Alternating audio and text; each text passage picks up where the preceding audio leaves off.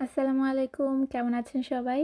অনেকদিন পর একটা ছোট্ট ভিডিও, যেন আপনারা আমাকে ভুলে না যান। আজকের ওয়েদারটা অনেক সুন্দর। ঠান্ডার কথা তো বলে লাভ নেই। It's -3 right now. But the good thing is আজকে কিন্তু সূর্য উঠেছে। আর আজকে সূর্যটা অনেক অনেক সুন্দর। এত সুন্দর স্নিগ্ধ আর নরম আলো দিচ্ছে। আমার কাছে কি মনে হচ্ছে জানেন?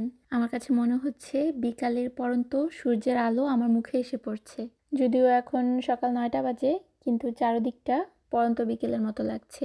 আমি মাঝে মাঝে ভাবি, মানুষ প্রকৃতির বিশালতা যত বেশি অনুভব করতে পারে, তার নিজেকে তত বেশি ছোট, ক্ষুদ্র আর সামান্য মনে হয়। এই যে চারিদিকে এত এত বরফের স্তূপ দেখতে পাচ্ছেন, এগুলো কিন্তু একটা একটা কণা হিসেবে আকাশ থেকে আলাদা আলাদাভাবে ঝরে পড়েছে। কি বিশাল, কি অপূর্ব আল্লাহর সৃষ্টি! আমাদের প্রতিটি মানুষের জীবনও কিন্তু আল্লাহের এমন অগণিত রহমতে পরিপূর্ণ।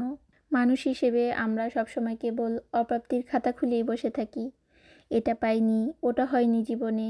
এসব ভাবতে ভাবতেই আল্লাহর কি যে অগণিত রহমত আমাদের উপরে আছে, সেগুলোই আমরা ভুলে যাই। রাস্তা দিয়ে যেতে যেতে এই পাখিগুলোকে দেখে আমার খুব খারাপ লাগছিল। শীতে সবচেয়ে বেশি কষ্ট কিন্তু এই পাখিগুলোই পায়। যদিও এখানে গাছের ডালে ডালে অথবা বারান্দায় মানুষ যতটা পারে পাখির খাবার দিয়ে রাখে, কিন্তু তারপরও ওইভাবে তো আর ওরা সবসময় খাবার খুঁজে পায় না। এখানে হাজার হাজার পাখি আছে, সবাইকে তো আর খাবার দেওয়া পসিবল হয় না। আজকে আমি আমার ব্যাগটা নিয়ে আসিনি, এজন্য খুব আফসোস লাগছিল। আমার ব্যাগে আমি সবসময় এক প্যাকেট পাখির খাবার রাখি, যেন মাঝে মাঝে এভাবে দিতে পারি। আর এই যে সিঁড়িগুলো দেখছেন, এগুলো কিন্তু অনেক স্লিপারি, তো আমি একটু সাবধানেই পার হচ্ছিলাম। এখানে রাস্তা স্লিপারি হলে আপনাকে পড়তেই হবে, কোনো অপশন নেই বাঁচার। যদিও ওরা কিছুক্ষণ পর পর এসে এই যে দেখুন পাথরে ছোট ছোট গুঁড়া ছিটিয়ে দিয়ে যায়, যেন রাস্তা স্লিপারি না হয়। কিন্তু তারপরও প্রকৃতির সাথে কি আর যুদ্ধ করে পারা যায় বলুন? সব জায়গায় তো আর ওরা এরকম পাথরের গুঁড়া ছিটিয়ে দিতে পারে না। সুইডেনে থাকবেন আর রাস্তায় ধূপধাপ আছাড় খাবেন না, এটা তো হতেই পারে না।